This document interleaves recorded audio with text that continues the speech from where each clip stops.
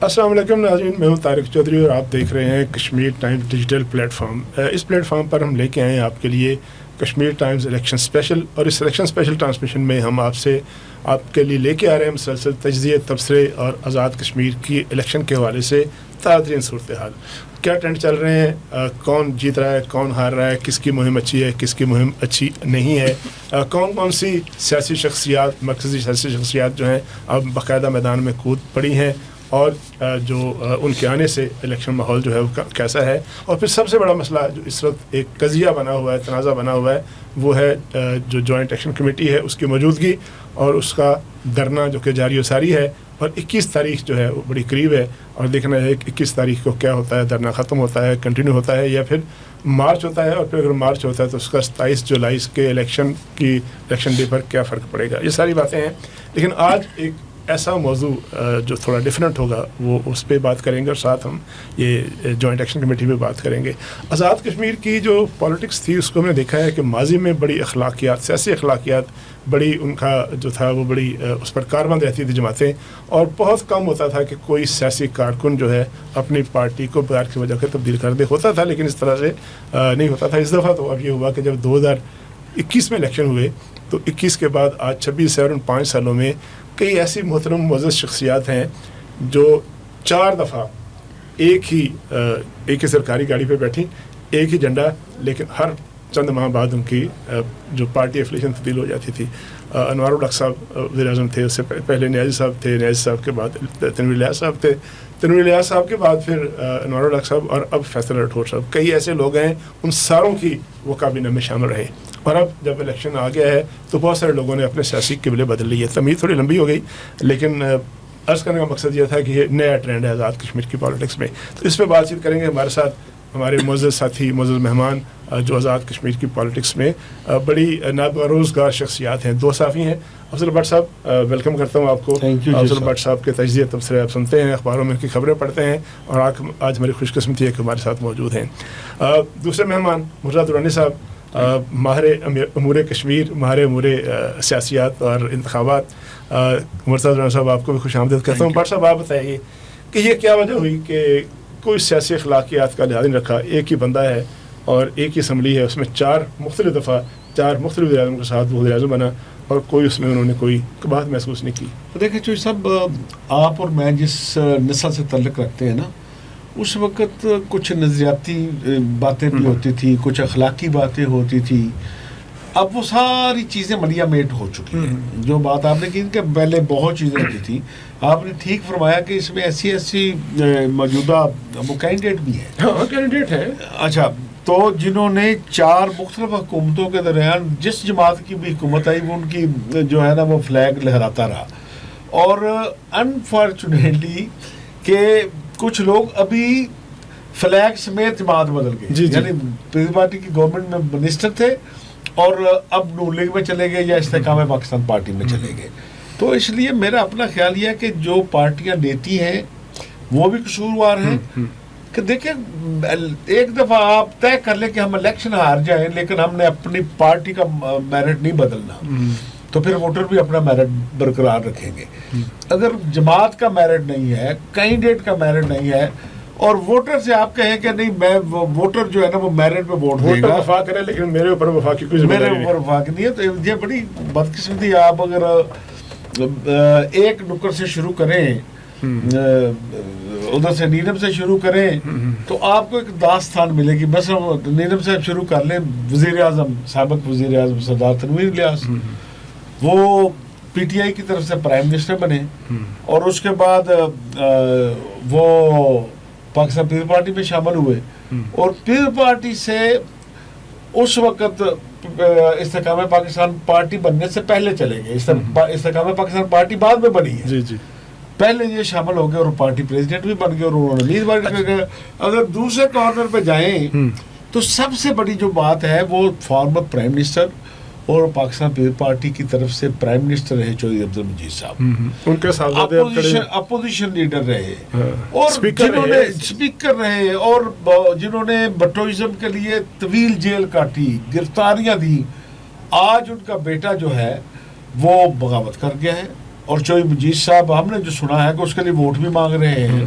People party کا candidate وہاں چوئی barrister سلطان محمود صاحب کا صاحبزادہ ہے. یہ بھی ٹھیک ہے کہ بیرسٹر صاحب نے خود پی ٹی اے کی طرف سے الیکشن لڑا, پریزیڈنٹ بنے, بغاوت ہوئی, اب ان کا بیٹا یاسر سلطان جو ہے وہ پی ٹی اے چھوڑ کے پاکستان پیپل پارٹی میں آئے اور وہ ٹکٹ لے کر چلے گئے. اچھا مرزا صاحب, یہ جو ٹرینڈ ہے نا, میری رائے ہے, آپ اس سے اتفاق کریں یا نہ کریں, یہ ٹرینڈ شروع ہوا گزشتہ الیکشن میں. اس سے پہلے روایتی طور پر مسلم لیگ نون تھی, پیپلز پارٹی تھی اور مسلم کانفرنس تھی.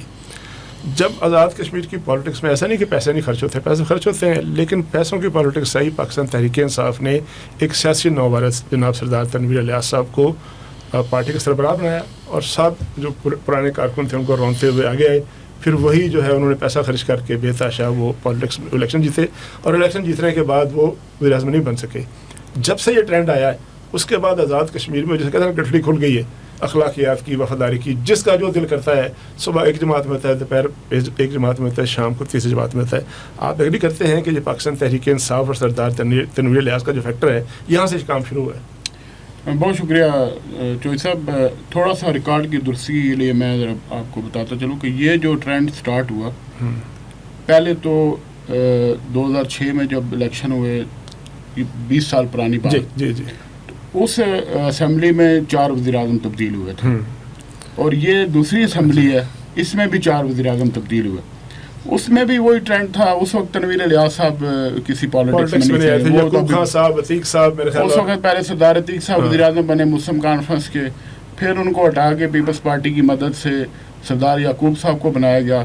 پھر سردار یعقوب صاحب کو ہٹا کے جو ہے وہ راجہ فاروق اعظد صاحب بنے.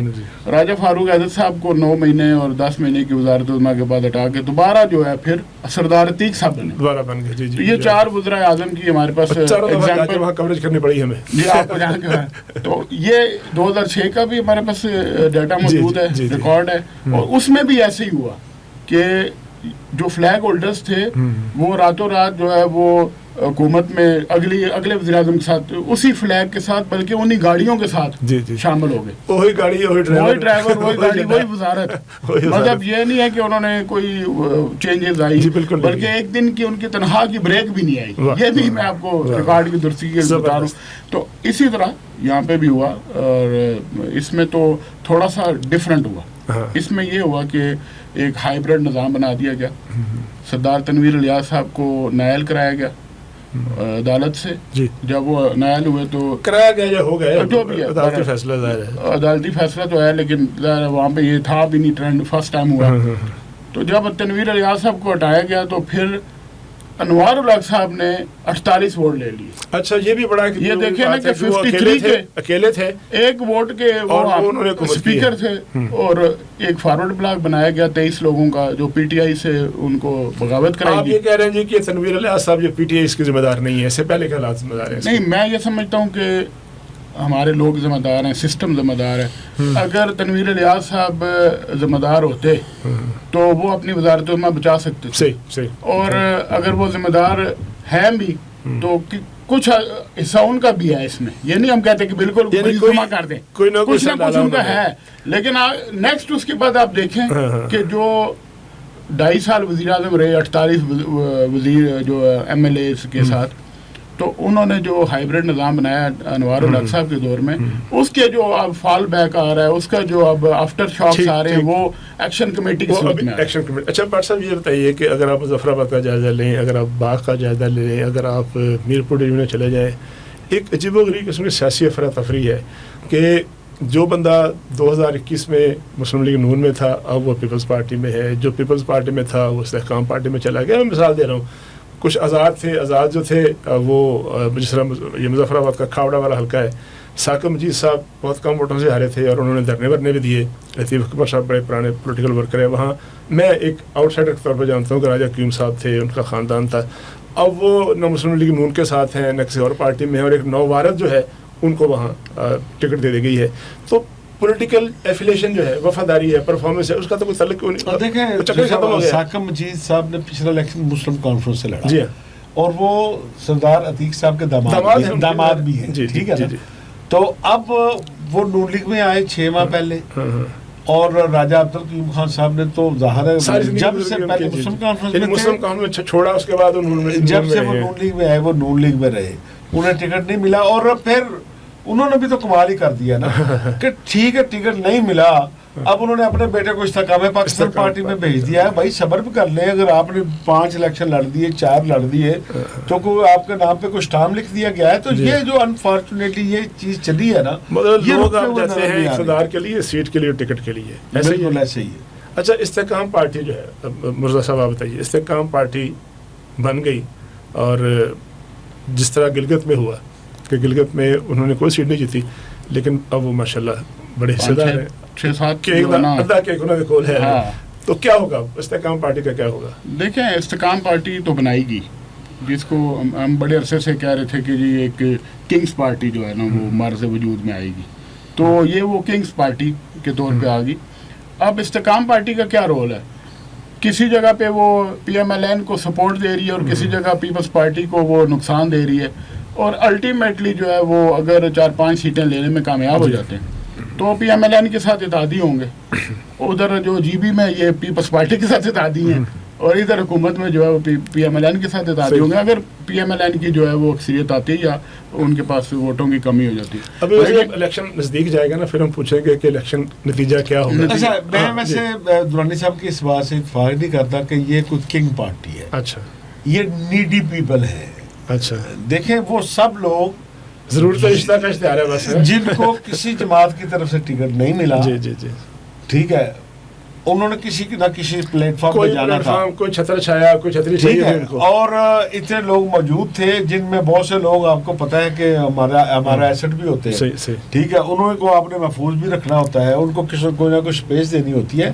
یہ وہ اس میں استحکام پاکستان پارٹی میں جانے والے 80% وہ لوگ ہیں جنہوں نے مختلف سیاسی جماعتوں کے لیے میں ٹکٹ کے لیے اپلائی کیا، ٹکٹ نہیں ملا، اور وہ بھی راتوں رات گئے اور راتوں رات اب تو دن کے وقت جاتے ہیں لوگ، دن دہاڑے جاتے ہیں سرعام، کہ ایک دفتر میں جاتے ہیں ٹکٹ کا فون نہیں آتا تو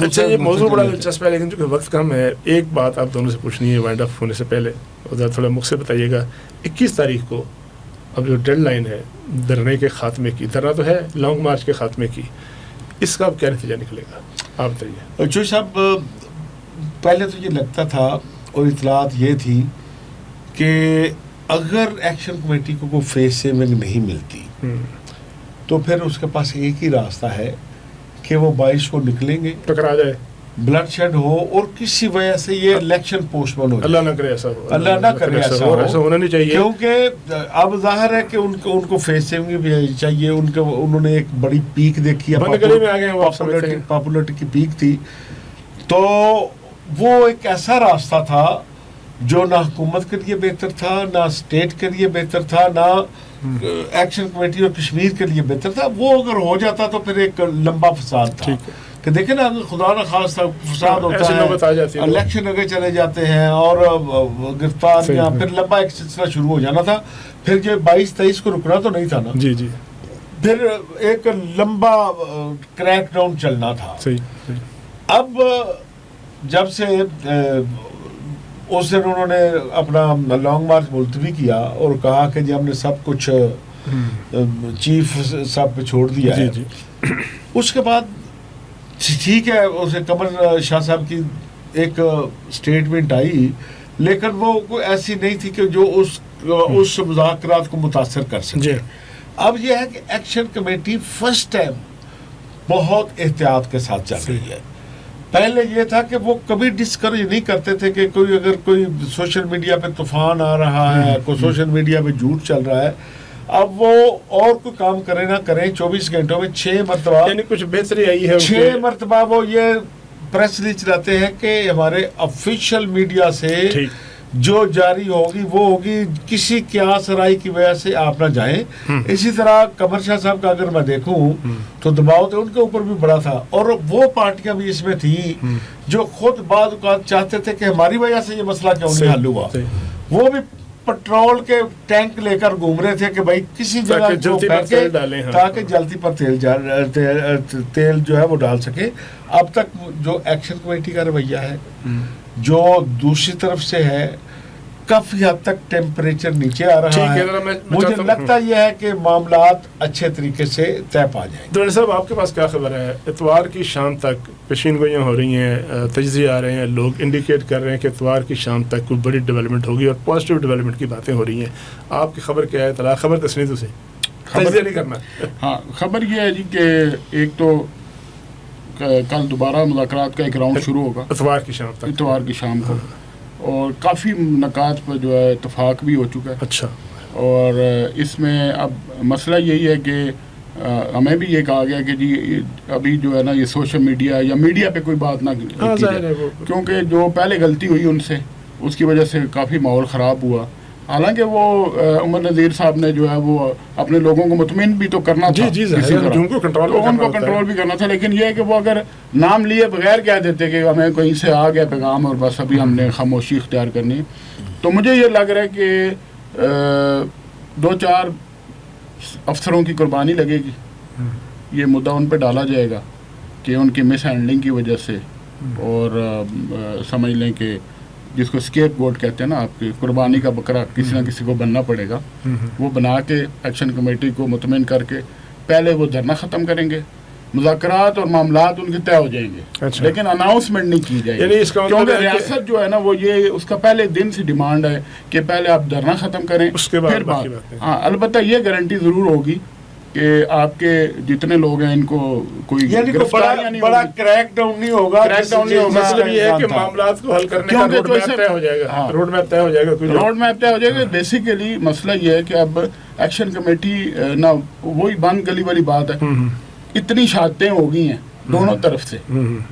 एक्शन कमेटी के लोग भी मारे गए हैं, सिक्योरिटी फोर्सेस के लोग भी मारे गए हैं। अब मसला ये है कि उमर नज़ीर साहब या ये चीज़ें इनके कंट्रोल में नहीं है। लोग इनको वापस कैसे जाने देंगे घर कि आप क्या लेके आए हैं? और दुरानी साहब, लास्ट देखें, खुदा न खास्ता ये नहीं होता, 22 को ये निकलते हैं, ठीक है, रोकना पड़ेगा, सीधा ना फसाद के लिए निकलना है, खून खराबा के लिए निकलना है। 2 दिन 3 दिन 4 दिन 5 दिन लेकिन मेरा ख्याल है कि अभी जो है वो दोनों साइड से उम्मीद की मुझे लचक दिखाई दे रही है दोनों तरफ से, और ये लग रहा है कि मामला काफ़ी हद तक जो है सुलझ जाएगा। बहुत शुक्रिया मुर्तज़ा दुरानी साहब, आपने अपने तजज़िये, तबसरे और इन्फॉर्मेशन से हमें नवाजा, हमारे नाज़रीन को नवाजा। अफजल भट्ट साहब, आपका शुक्रिया कि आपने भी सियासी जो ट्रेंड्स चल रहे हैं और जो जम्मू कश्मीर अवामी एक्शन कमेटी का एक धरना चल रहा है उसके हल के लिए आला सतह कोशिशें हो रही हैं, और इस उम्मीद का इज़हार किया है दोनों तजज़िया निगारों ने कि मामला जो है मुस्बत समत में जाते नज़र आते हैं, और उम्मीद है कि अगले 24 घंटों में कोई ना कोई ऐसी सूरत सामने आएगी जिसका जो है खुशगवार असरात मरतब होंगे। अपने मेज़बान तारिक चौधरी को इजाज़त दीजिए। अल्लाह हाफिज़।